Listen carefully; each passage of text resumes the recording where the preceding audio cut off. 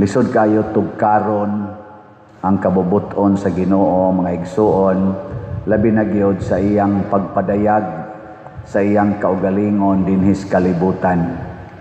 Nganuman kay bisan tuod ang mga Hudiyo, ang mga Pariseo, mga Israelita in general, nagpaabot sa Mesiyas nga matao, pero wa sila mag-expect nga ang Mesiyas nga mao si Hesukristo matao sa paagi nga iyano kayo.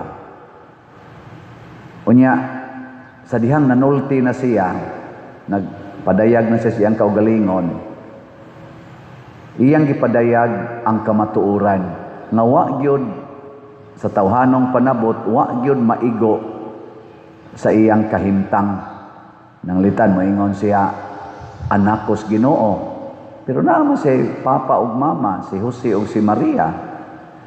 Kita man sila pagkatao niya, kita sila pagkamabdos ni Maria, kay silingan man sila. Ningon siya, ako mao ang manluluwas. Wa magi siya ka eskwela, kay perting pobriha, siya nanoy manluluwas. Mura bag wa maigo ba?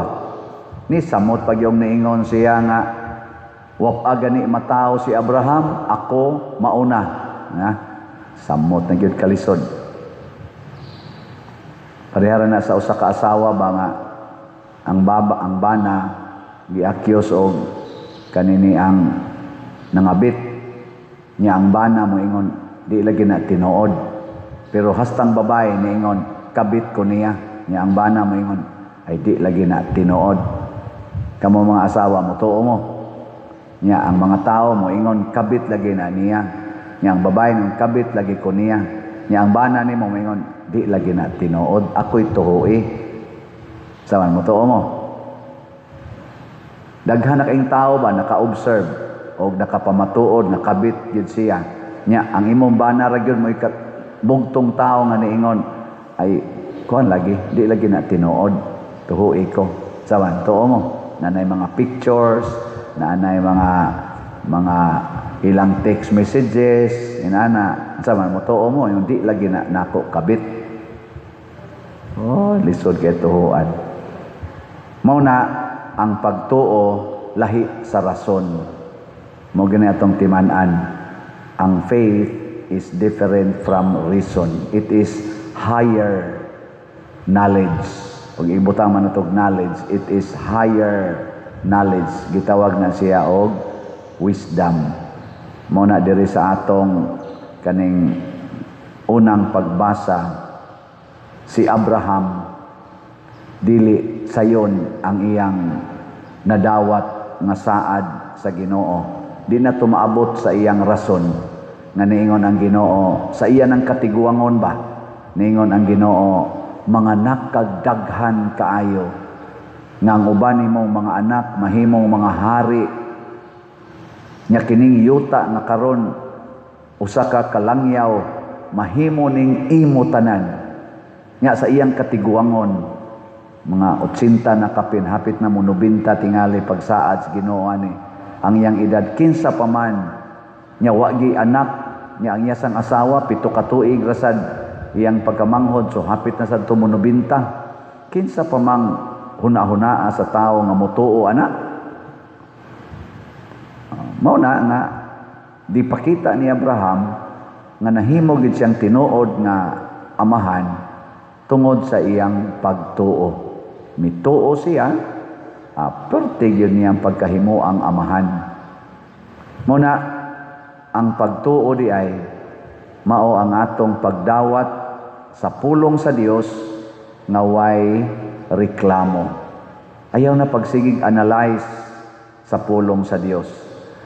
Matod pa sa atong tubag sa Salmo, ang Ginoo na hinumdom sa iyang kasabutan hangtod sa kahangturan. O kung isulti na gani nas Ginoo, din agi na mahitabo nga dili matuman. Kung unsaon pagtuman, di na lang taana mag-apil-apil. Ang ato na lang, mutuman lang gid taon sa iyang isulti. Mabita na dinis atong parokya, unsa may angay natong tumanon. Unsa man?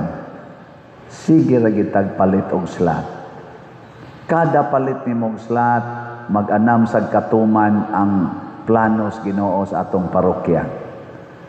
Kung ingon ana pa lang ang ato sang buhaton sa atong nasod, ang ato mga government officials, magsigig tuman sa sugos Ginoo, dili na magsigig hunahuna silang kaugalingong kayuhan, pagkaninduta unta.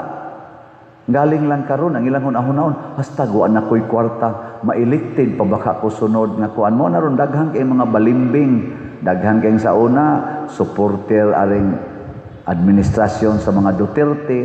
Pag-abot na nga ang mga Duterte, wa na dinhi, unya ang nagkupot na kanina ni ang Marcos administration, daghan sa kaayong nibali, inana, daghan na sad kaayong dili na sad mosulti og unsay kamatuoran. Kay matud pas istorya, tinuod ba ka gihungit na og malita, kinsa pay makasulti anang malita maduom si imong baba. Yun na kanang malita. Naagoy mga kanang ilang iiay diha malita pa awas-awas pang kwarta diri sa bain tawo nya butangan dayong ikog nga murag buaya, naong murag buaya. Ana ba mahimong mga buaya. Ay kanang buaya basta makapaak ganina di gina mo share. Wa nay sharing. Ug naa na roy daghan.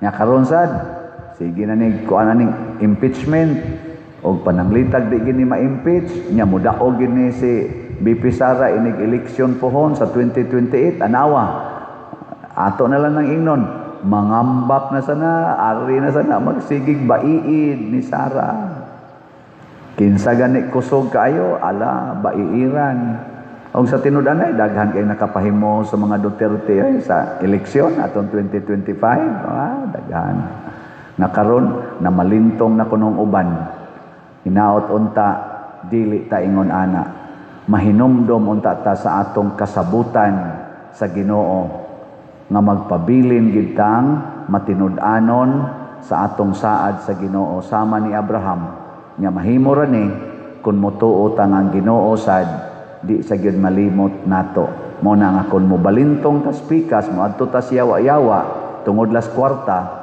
di sad ta makaikyas sa mata sa Ginoo kay naa siya kanunay nagmonitor kanato ang ato ra gyung pagtuo mo'y makasulti ani pag ingon sa mga Hudiyo diri wap agani kay 50 unya moingon ka nga nakakita na ka ni Abraham saon man gyud nga mao man ay kamatuoran di man na makita sa tong mata Ginoo ray makapadayag ni ana